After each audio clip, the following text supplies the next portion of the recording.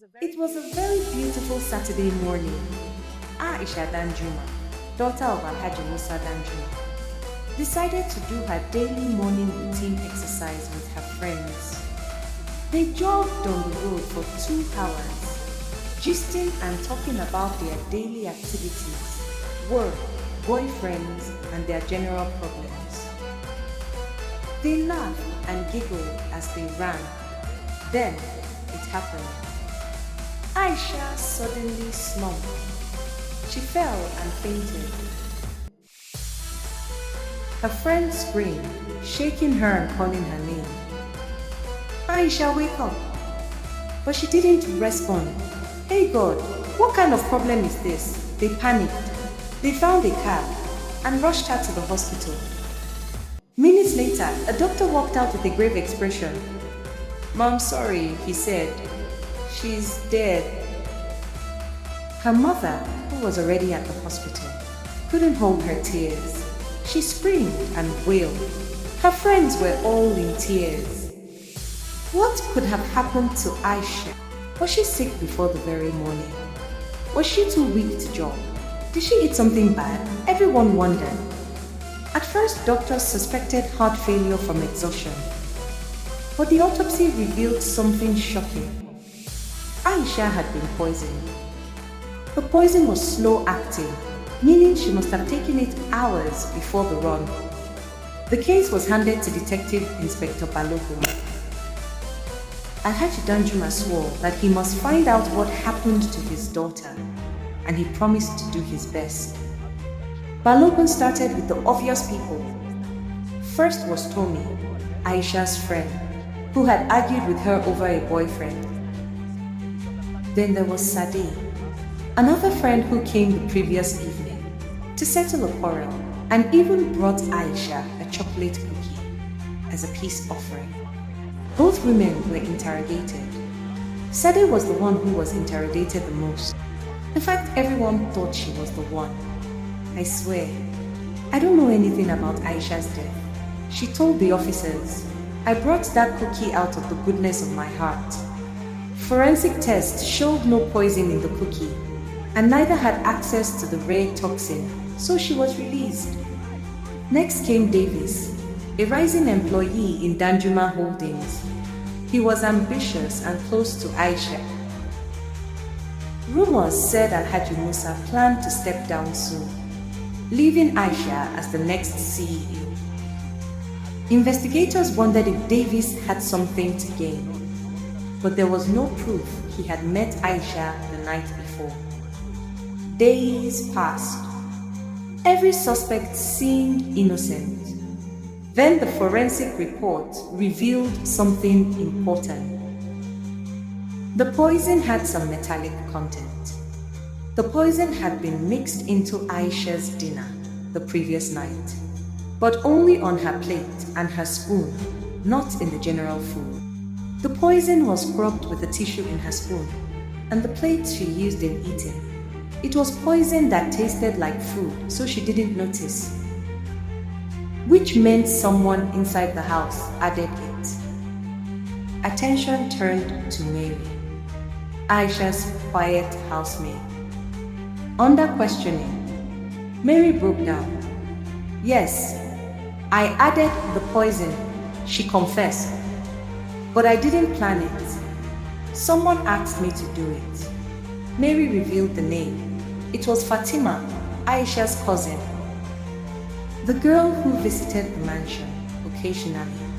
She was not just Aisha's cousin, she was also her friend. She spent most of her days in the mansion whenever Aisha was not working. She even came sometimes to help Lady Rose. She preferred to be called that and not Alhaja. How could she be the one behind it? There was no way it was possible. Her mother Amina could not believe it.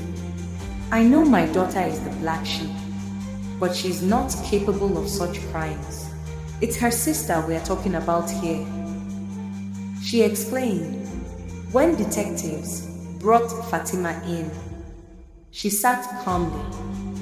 She didn't even bother to request for a lawyer because she was tired of it all.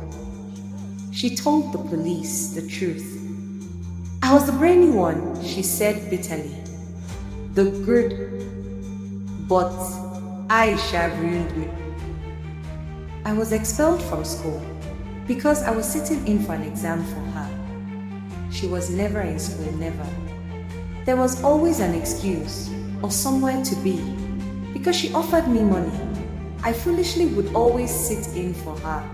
The lecturers were tired of covering up for me, so I got caught and got expelled. Nobody even knew why. It was my own secret because I wanted to have my revenge. The stupid girl I covered up for couldn't even tell anyone. She kept begging me not to tell anyone. Now I'm the black sheep. I became depressed because of the way people would always compare me to her. My mom would not say 3 words without mentioning Aisha's name. Why can't you be like her? We sent you to the same school.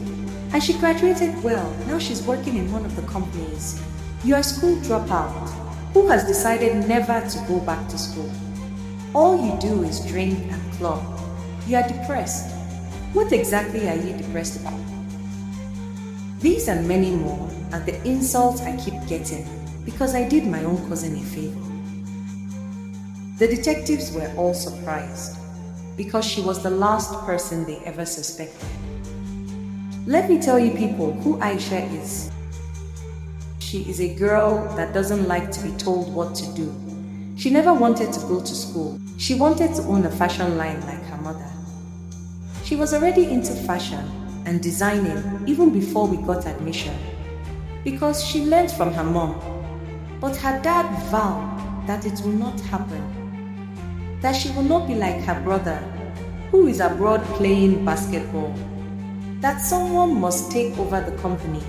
So she was shipped off to school. That is why she is never in school.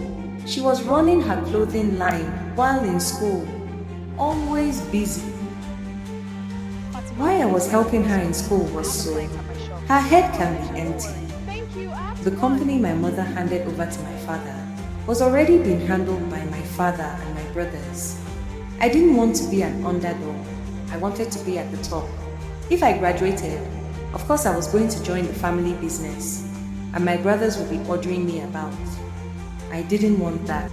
So helping her in school was to make her an empty head.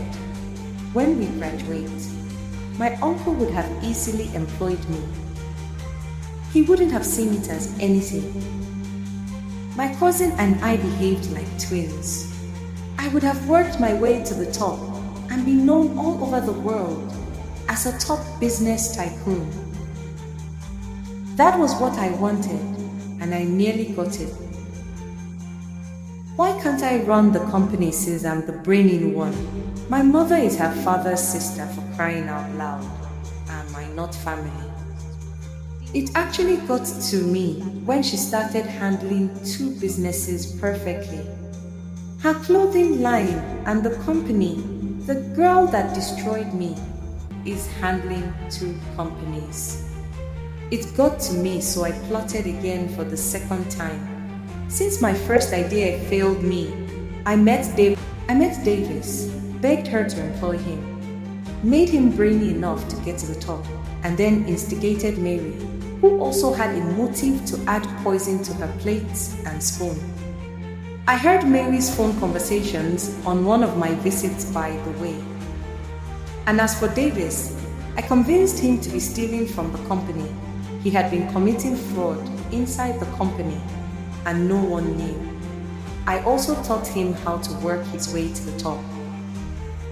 If Aisha became CEO, she would eventually discover it.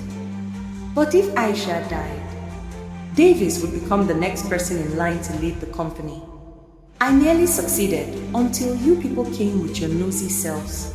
How did you find out that it was poison that killed her? How? Nobody was supposed to find out. It was the plate and spoon that was poisoned, for God's sake.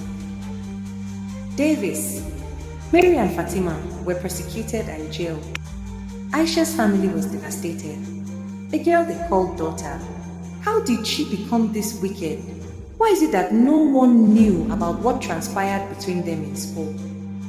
Fatima's mom couldn't even look at her brother. She pleaded and pleaded, even for a lighter sentence, but the entire family swore that such a wicked-hearted child should not be spared. And so Mary and Fatima were sentenced to life imprisonment, while Davis was sentenced to 15 years imprisonment. The Danjuma family never recovered from such a betrayal. They lost two daughters, all because of greed, jealousy, and unforgiveness. The end.